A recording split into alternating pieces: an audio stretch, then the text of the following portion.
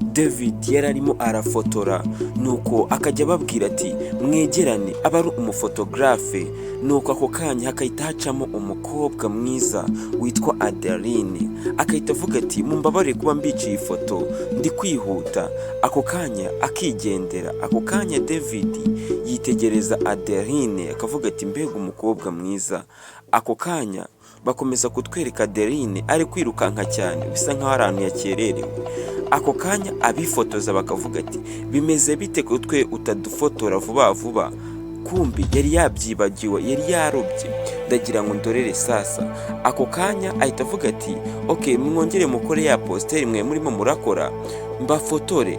Bahita batugarura ku ruhande, Adeline ari kuza rwose yirukanka, akavuga ati mumbabarire boss kuba nakererewe. Nuko boss wakamubwira ati ese izi saha nizo bazira mu kazi? Ako kanya Adeline akiregura akavuga ati imodoka nayibuze, ndagira ngo ndorere sasa. Ako kanya boss wakavuga ati nukomeza gutya gukererwa nzakwirukana, ndorera nawe ibintu wakakwiye kuba uri gukora ninjye uri kubyikorera, ndorera nawe. Ako kanya Adeline bamubwira nabi akinjira muri rya duka. Bahita batugaragaza David akiva gufotora arimo araca muri ako kayira, akaza yarangaye muri kamera, ajya kwinjira muri ya botike ndetse agakubitana na Adeline akamumenaho amazi, akavuga ati ndorera ibintu, akamureba gusa agatereka igikapu hasi kiba kirimo kamera. Ako kanya nta kintu David avuga, ariko umukobwa Adeline aramubwira ati wihangane mbabarire. Ariko Adeline nawe akomeza kwitegereza umusore. Nuko boss we akahitaza akavuga ati ese ibyo nakubwiye ko utabikora vuba vuba uri mu biki? Ako kanya boss we ahita asubirayo. Nuko David aba yireguye akamubwira ati ninjye wabiteye ntugire ikibazo. Ako kanya Adeline akamushimira akavuga turakoze kuba ari wowe ubyishyizeho. Ese ni iyihe mpamvu byishyizeho? Ati nabonaga rwose uriya muntu atari kukureba neza. Ako kanya akomeza kuganira, David akomeza kuganira na Adeline amubwira ati rwose kuba unkora ibintu nka biriya nanjye nkwitura aka kantu. Amuhereza indabyo kubera yuko Adeline aba akora mu iduka ricuruza indabyo. Nuko akahita avana y'ururabyo akaruhereza David akamubwira ati aka kantu uragakwiriye kubera ukuntu ntabaye, cyangwa se kubera ukuntu mfashije utanzi. Nuko David akamubwira ati nazikunze, ariko rwose kuki uhisemo ibara ry'umuhondo ndetse na move? Ati nuko ariyo bara nkunda. Ariko Adeline amubwira. Nuko David akomeza kuganira na Adeline ndetse amushimira cyane ati rwose bikunze n'ubundi twazahura tukongera tukaganira birambuye, ubu ngubu ndi kwihuta. Ariko David avuga. Nuko ako kanya Adeline aba ari kugira gute, abagize abari aho ngaho. Nuko David akamuhereza amafaranga ubundi akigendera. Ndagira ngo ukurikire sasa ntuze gucikwa. Ako kanya David asika igikapu, cya gikapu kiba kirimo kamera. Nuko umukobwa akavuga ati se ko agitaye, yajya kugenda akibuka yuko ari mu kazi. Boss we akahitaza ati se uriya muntu mwarimo muravugana yarinde? Ariko boss we amubwira. Nuko akahita areba no ku gikapu akamubwira ati se icyo gikapu ukijyanye hehe ni cyande? Nuko boss we aramubwira ati wibeshye urenga aha ngaha, urabona wakerewe mu kazi, ntabwo bishoboka ko ushobora kugenda. Ariko Adeline aramubwira ati ntabwo bishoboka, njye nushaka unyirukane, ntabwo bishoboka yuko nakomeza kuba mfite igikapu cy'abandi, aha ngaha ngomba kukimushyira. Nuko ako kanya boss akamubwira ati ariko se nawe ntabwo uri kwireba koko? Niba ushaka kureka aka kazi genda ntugaruke. Ako kanya Adeline aramubwira ati ndagiye, n'ubundi akazi kawe sinzakagarukamo. Ako kanya Adeline asanga umusore akamushyira iki? Akamushyira ya baga iba irimo kamera. Ndagira ngo utarakora subscribe ukore subscribe dukomeze tubane. Ako kanya bahita batugarura kuri ya departement uyu musore David atuyemo. Ndagira ngo ndorere kandi ntiwibagirwe gukora subscribe, kurikira akantu ku kandi. Ako kanya batugarura, umukobwa aza gukomanga kuri deparitema uyu musore ngo ni David aba atuyemo. Arakomanga agasanga arafunguye, nuko akagerageza kwinjira. Adeline akomeza kwinjira, yakinjira agasanga ku buriri bw'uwo musore muri ghetto aba arimo huziho amafoto yiwe y'uwo mukobwa Adeline. Ako kanya akareba, akitegereza amafoto, akibaza ati se aya mafoto yafotoye ryari? Ariko twebwe twibuka neza igihe yari arimo arihuta ajya ku kazi yarifotoye. Ndagira ngo ndorere sasa, ako kanya aza kureba nyine nk'umufotogarafe wese uko amera, amafoto aba yuzuye mu cyumba nyine nkaho rwose ari akazi kiwe gufotora. Ako kanya akomeza kwitegereza, yajya kureba akabona David aturutse muri dushe yambaye ubusa nyine, akavuga ati se ahantu wageze gute? Nuko Adeline akipfuka mu maso akamubwira ati nawe wari wibagiwe igikapu cyawe nari nkikuzaniye. Nuko ako kanya David akavuga ati urakoze, ahubwo nari nabyibagiwe gute? Ahita akimuhereza icyo gikapu. Ako kanya akimara kukimuhereza, nuko akomeza kumuganiriza amubwira ati se ahantu wo wahamenye gute? Nuko Adeline akamubwira ati hari adresse kuri igikapu cyawe. Ako kanya ahita amubwira ati waburetse gatoya mbanze nambare nze tuvugane. Ako kanya David asubira muri dushe akajya kwambara. Ako kanya Adeline ahita apfukura y'amaso, akomeza kwitegereza amafoto aba ari aho ngaho ku buriri.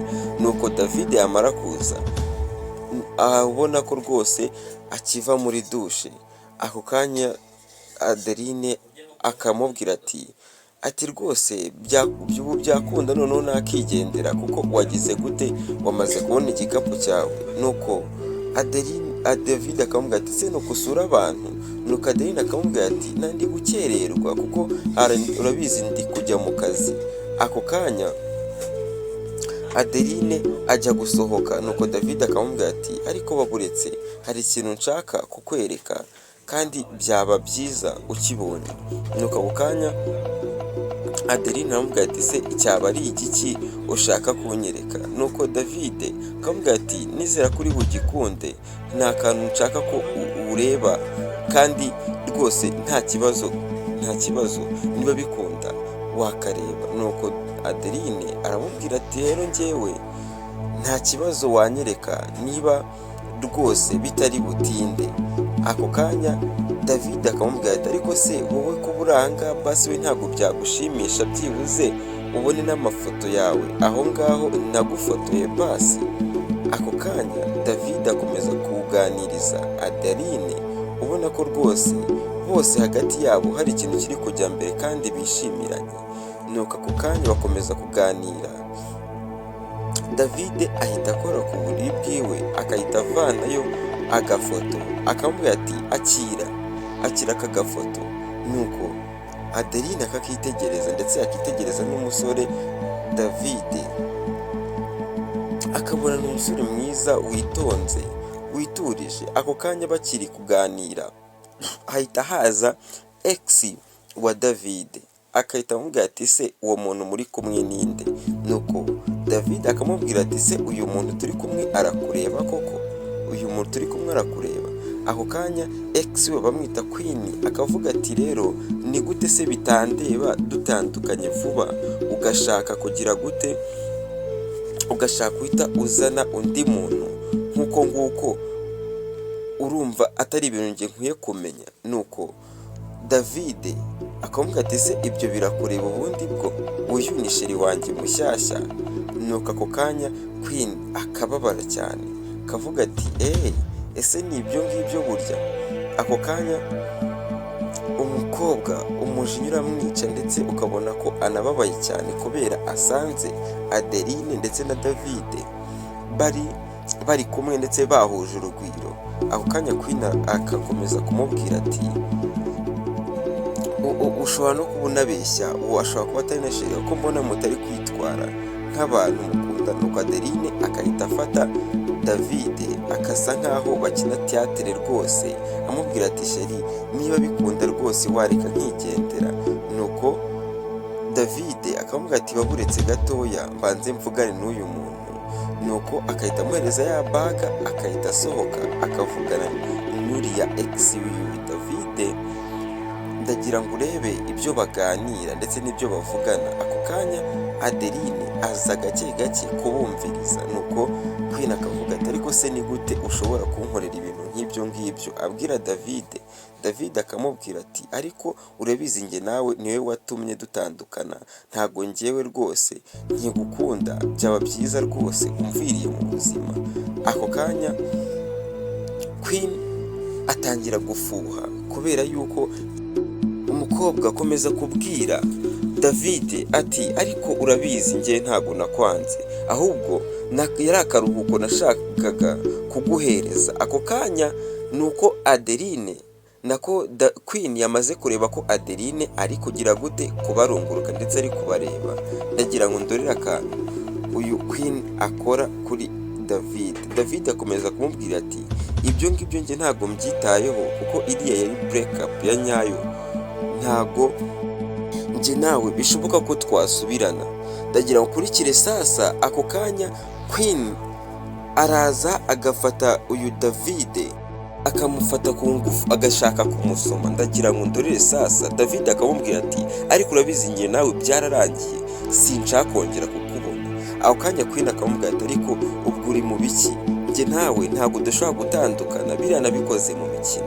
Ariko ukabona yuko Queen akomeje kwibambaza kuri David. Ako kanya akomeza kumubwira ati ibyo urimo byose nushaka ubireke, njye nawe umenye ko tugikundana. Ako kanya rwose ubona ko Queen yafushye, atangiye kongera kwibambaza kuri David. Ndagira ngo utarakora subscribe kore subscribe, dukomeze tubane se unasharinge inshuti zawe. Ako kanya David akomeza kuguma ngo yiyumvira, yibaza ikintu yakora kugira ngo uyu mukobwa uko batandukanye.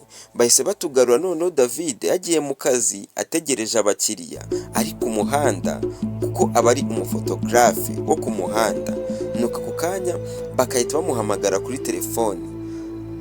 Nuko mu gihe ari kujya kwitaba, ndagira ngo ndorere sasa abari ku muhanda. Aka kantu ntuze kukibagirwa ndetse ntugacikwe. Aka kantu uze ndagira ngo ukitegereze neza. Abari ku muhanda ndetse afite kamera byose biri aho ngaho. Nuko bakamuhamagara mubwira yuko rwose umukobwa bakundana ubu ngubu gahunda yagiye gufata inguzanyo. Ndagira ngo ndorere sasa. Bamuhamagara mubwira yuko umukobwa amafaranga yose uyu musore David yari yarahunitse uyu Queen yayatwaye. Ako kanya David arakebuka akabona wa mukobwa ngo na Adeline aciyeho. Nuko akamusuhuza akamubwira ati se umeze gute? Ati nawe meze fresh, nabuze abakiriya. Ariko David amubwira. Nuko Adeline akamubwira ati se ubundi waje njye ukanyifotorera nanjye ko ndi umukiriya? Aba arimo aratebya nyine kwa kundi kugira ngo bakwize ikiganiro. Nuko David akamubwira ati ngwino nta kibazo. Ako kanya akabona umukobwa bigize seriye araje. Ako kanya bakaza kuganira. Akamubwira ati nuko Adeline akamubwira ati rero nabonye ufite umukunzi kandi rwose si ngombwa ngo nkomeze kukubangamira. Ako kanya David aramubwira ati uriya yari ex wanjye, nuko akomeza kugenda nyizirikaho ndetse ntago njye nkimukunda rwose, ntuzagire ikibazo. Ako kanya Adeline nk'umuntu wari waratangiye gukunda uyu musore rwose ni ibintu yari yakizeho amakenga. Ndagira ngo wowe ukurikiraga filime ukore subscribe dukomeze tubane. Ako kanya David akomeza kumubwira ati uriya musore rwose simukunda kandi nubwo ndamushaka rwose, byaba byiza ahubwo ngerageje kuba inshuti nawe. Ako kanya Adeline aramubwira ati hari ikibazo se? Nta kibazo rwose. Ako kanya David akamubwira ati se wankundira nkagenda nkajya kugufotora? Niba rwose nta hantu ugiye rwose wamfasha tukagenda nkagufotora, nabonye uberwa n'ifoto. Ariko David akomeza kuvuga. Nuko Adeline akamubwira ati se koko birashoboka ko mberwa n'ifoto cyangwa ni kwa kumbeshya nk'abandi bose, ariko Adeline amubwira, nuko David akavuga ati oya rwose ni ukuri njyewe nakunze uburyo uberwa n'ifoto, ndagira ngo tujyane hariya ngire ifoto ngukorera. Nuko ako kanya Adeline akamubwira ati oya nta kibazo tugende. Nuko bahita bagenda, ndagira ngo ndorere sasa. Ako kanya Adeline aragenda, nuko ako kanya Adeline ajya kwambara imyenda nyine nk'umuntu ugiye kwifotoza. Ako kanya rwose ubona ko Adeline yabyambariye, David akaza akamubwira ati rero urahagarara hariya njye ngufotore rwose kandi uraza usa neza. Ako kanya Adeline ahita ajyayo, David akomeza kwitegereza ese ibya David ndetse na Adeline bizaherera hehe. Ako kanya Adeline rwose aragenda akajya kwifotoza, akamufotora rwose akamufotora. Ndagira ngo wowe gutya agafilime kore subscribe dukomeze tubane.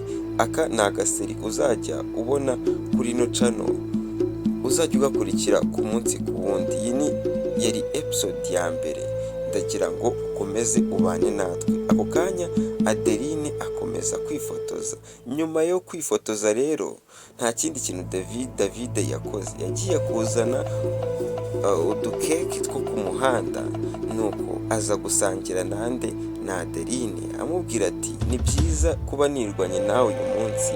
Nuko na Adeline akamushimira cyane, akamubwira ati rwose ni iby'agaciro kuba njye nawe twari turi kumwe. Ndagira ngo rero duhinire aha ngaha agace kacu ka mbere, duhurire mu kanya.